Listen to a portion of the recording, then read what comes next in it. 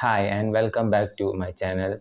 In this video, I'm going to teach you about NVDA screen reader, some basic settings as well as some basics demo of this screen reader. So far we have introduced myself and introduced some of the things which visually impaired people can use to access the internet through computers. So in this video, I'm going to introduce you to a screen reader called as NVDA, which stands for non-visual desktop access. And in this screen reader, you can use it in Windows PCs to access all the things for visually impaired people. So let us dive into my computer to see and learn more about this screen reader. Hi and welcome back. In this screen, I will be showing you how we can use screen reader NVDA to do our basic task for blind and visually impaired. So this is a screen reader. The screen reader name is NVDA NVDA. location colon, end the line slave left paren, C colon backslash program file. Here you can silence the screen reader by pressing the control button. And now you can see I already installed the screen reader. So I'll be showing you the installation procedure in another video, and I'll be explaining you how you can install and download and install this NVDA screen reader in another video. For this, purpose of this video is to just show you how the screen reader works and how we can use the certain functionalities of this screen reader. So here you can see you can start the screen NVDA reader, location colon, end the line slave left double paren, clicking on C the colon NVDA backslash screen program reader files left icon paren, by x86 right moving the paren, end cursor. example date. Here you can move the cursor and then you can press the particular NVDA screen reader to start the screen reader.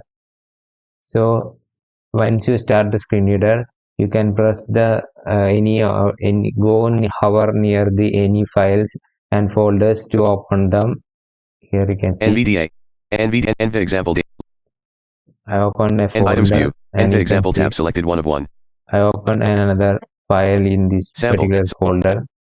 Star C colon backslash see it is opened in another text editor, and once it is opened, you can easily browse them. Line 3. You can use arrow keys. Line 3. Listen to line 1. Listen to line 3. Blank.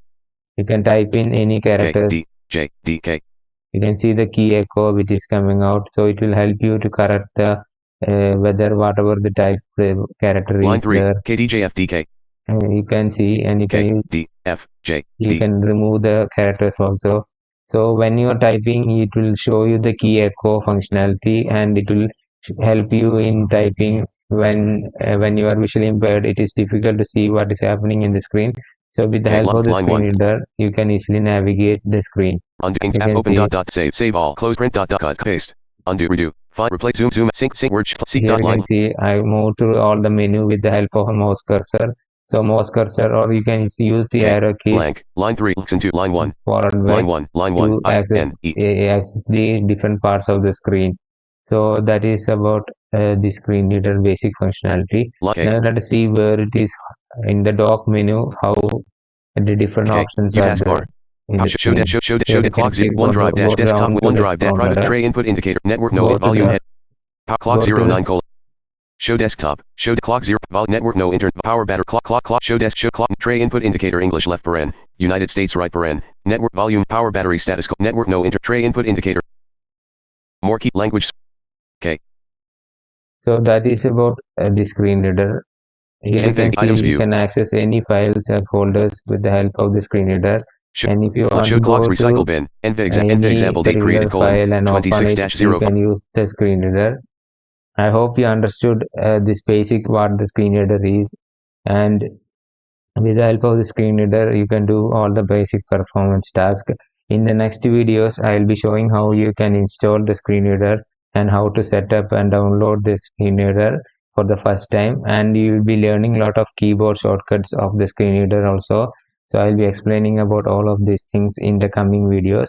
So far I explained about these things. So I hope you are enjoying these videos and you are understanding some of the things which I am showing. And in the future videos I will be diving deep into the different topics of screen reader.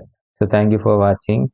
If any audio problems are there or any screen issues are there, sorry for that, and I hope I'll be improving the quality of video and audio in the future episodes.